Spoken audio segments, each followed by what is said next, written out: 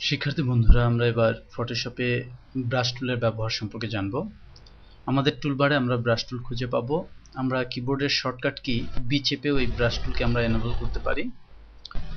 Brush টুল নিয়ে কাজ করার আগে প্রথমেই আমার এই ব্রাশ টুলের অ্যাট্রিবিউট সম্পর্কে জানতে হবে। আমরা যারা পেন্টিংয়ের সাথে জড়িত বা যারা চিত্রশিল্পে আছেন তারা এই ব্রাশ টুলের ব্যবহার খুব ভালোই জানেন। এটি তাদের প্রধান টুল বা মুখ্য টুল।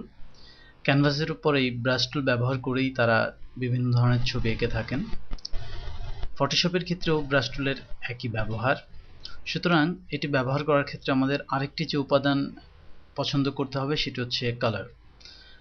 আমরা আমাদের এই ফ্রন্ট কালার থেকে আমরা আমাদের প্রত্যাশিত যে কোনো কালার আমরা নির্বাচন করে আমরা আমাদের ব্রাশ টুল ব্যবহার শুরু করতে পারি। আমি এখান থেকে একটি কালার পছন্দ করছি এবং আমি লক্ষ্য করুন ব্রাশ টুল ব্যবহার করে আমি কোনো কিছু আমাদের ক্যানভাসে ড্রয়িং করতে পারছি।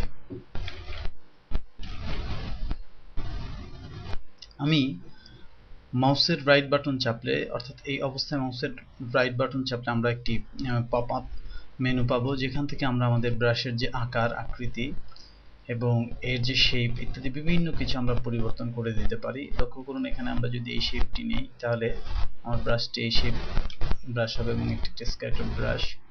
ঠিক একইভাবে আমরা যদি এটি নেই এবং আমি এখান থেকে সবুজ কালার নির্বাচন করে নিচ্ছি। এবার আমি এখানে যদি পেইন্ট করি আমরা দেখব যে এটি আমার যে ব্রাশটি আমি নিয়েছি সেই ব্রাশ অনুযায়ী এটি আঁকছে।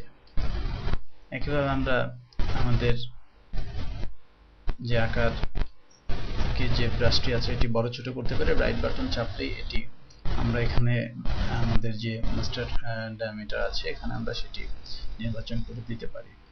একইভাবে এখানে ফিদার টাইপ ব্রাশ রয়েছে, যেটি একটি ফিদার ইফেক্ট বেস পেইন্টিং তৈরি করবে। আমরা যদি সলিড ব্রাশ নিয়েও কাজ করতে চাই আমরা সেটিও এখানে করতে পারি এবং আমরা সোয়াচ থেকে কালার নির্বাচনের মাধ্যমে আমরা যে কোনো কিছু এই ক্যানভাসে আমরা আঁকতে পারি। পাশাপাশি আমরা যদি ব্রাশের অপসিটি বাড়িয়ে কমিয়ে কাজ করতে চাই সে কাজটি আমরা এখান থেকে করতে পারি। উদাহরণস্বরূপ আমি এই অপসিটি কমিয়ে ব্রাশ দিয়ে যখন আঁকলাম তখন এর মধ্য দিয়ে এর নিচের যে পেইন্টগুলো আছে, ব্রাশের যে স্ট্রোকগুলো রয়েছে সেটি দেখা যাচ্ছে।